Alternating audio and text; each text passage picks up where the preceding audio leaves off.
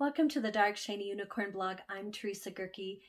Thank you so much for your patience in waiting for this blog. I recently attended the SANS CTI Summit, and then I was at the Blockchain Gathering ETH Denver, and then I attended the OSINT Summit. And I was gathering all this intel so that I could share it in this blog. I also met amazing, brilliant people over the last few weeks, so thank you again for your patience. Some of you know me from webinars or conferences, maybe school or even a previous employer, or maybe you just know me from this blog. So how would you react if someone reached out to you asking for money on my behalf? They said I was in trouble. They needed it really fast. Well, if you're family, you might oblige but need more details. But what if we just met at a conference or at work? What would you do? Honestly, I hope you wouldn't do anything because you're probably being scammed, but that's not always the case. Let me introduce you to Dan. Dan is a real person.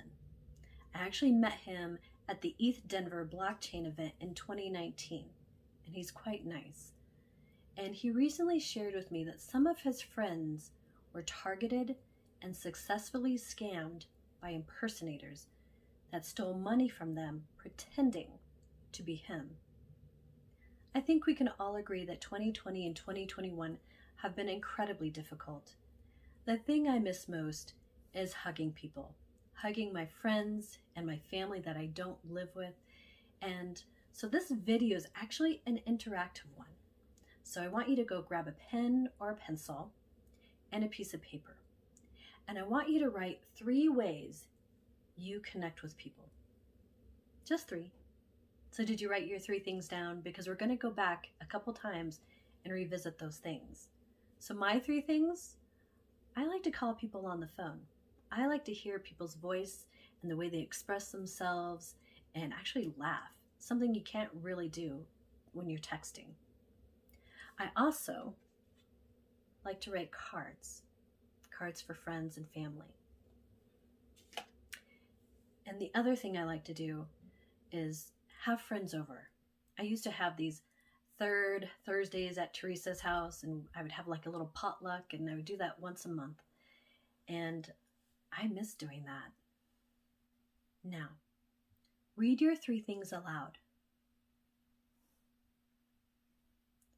Did they put a smile on your face? I hope so. Now, let's get back to Dan's story.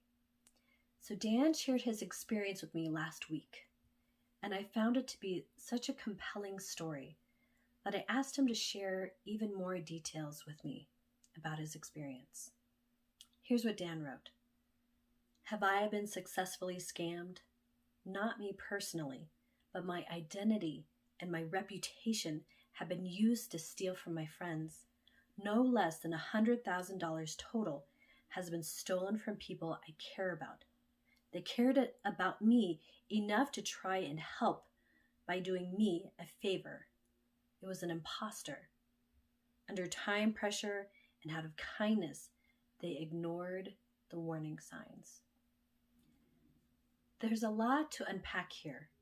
Our human connection and our connection with technology are so intertwined. And that's essentially what I'm trying to get at with this Dark Shiny Unicorn cyberblog, that these 2 things cannot be separated. I can't really express how deeply this pains me. When he wrote those words, I could feel the pain in his soul, and watching him tell this story last week over our virtual call, I could tell that this still really pains him. Remember those 3 things that you wrote. Go back and look at those things again. What would it take you to have that experience with those people, but also to kind of sprinkle some love and caring in the form of cybersecurity awareness? Here's a lighthearted example you could use as a security professional. I heard that people were getting scam emails about COVID-19 vaccines. Have you received any suspicious emails like that? I really care about you, and I'm here to help you if you have any questions about what you should and shouldn't click on if you don't know someone. With so many people out of work, there are some get-rich-quick schemes. Have you checked your bank account lately to make sure all of the charges are actually ones that you made? And here's another one. And use your common sense on this one by maintaining social distance and wearing a mask, but offer to check someone's network settings or help them understand how to update and patch their system if they are unfamiliar or have never done so before. Can you begin to see the connection between compassion and caring and your role as an information security professional? You can really make a difference in someone's life by the mere fact of showing that you care. You begin to speak someone's love languages, whether it's gifts or acts of service or quality time.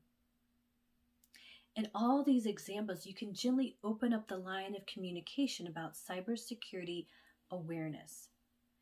Share with someone what they should do if they get a phishing email, and you can begin providing more detail.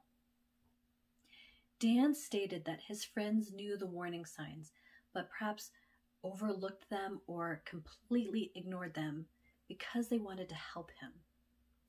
And now he says, and I quote, "The most insidious part, those relationships where people got duped, now are mostly broken. The impersonation ruined friendships and tarnished our local blockchain community." He also added, "My community has struggled to reintegrate from these attacks that we needed to shelter from. It's hurt the brand and reputation a lot." The security awareness, training, and education campaigns I've done as a consultant are couched in terms of corporate training. However, I think when we start close to home and focus on a smaller community, like our close friends and our family, we can also achieve enlightenment because it comes from a place of caring and compassion. Our friends and family know we do this for a living and that we want to help them. So help them. Dan's story doesn't end here. He says, these scammers don't just steal money, they steal relationships and create lasting harm that they don't realize. He makes a good point, but I tend to believe that they do know they are causing harm. This is a premeditated act of exploiting vulnerable people for financial gain, something I speak directly about in Vlog 9. You can't bootcamp that, Exploring Motivations. Go check it out. One way to remedy this is to share our knowledge and expertise in a kind, caring, and compassionate way. That's how we begin to change behaviors that can be deleterious to our home networks or at the office. I still think that there's a way for Dan to repair his friendships. The takeaway is to look over the list that you created. What will it take for you to connect with people, and how can you connect in a way that serves to protect their cybersecurity interests and create a cyber hygienic environment? What we don't want is to experience a sense of loss of security or trust. This is what makes us cybersecurity professionals. I would like to thank Dan for letting me share his story and to let this be a lesson in security awareness, but also security compassion. Thank you for listening today. I hope you found this blog helpful. Please feel free to connect with me on LinkedIn, follow me on Twitter or Instagram, subscribe to my YouTube channel, and of course, stay shiny. I'll shine bright before your eyes.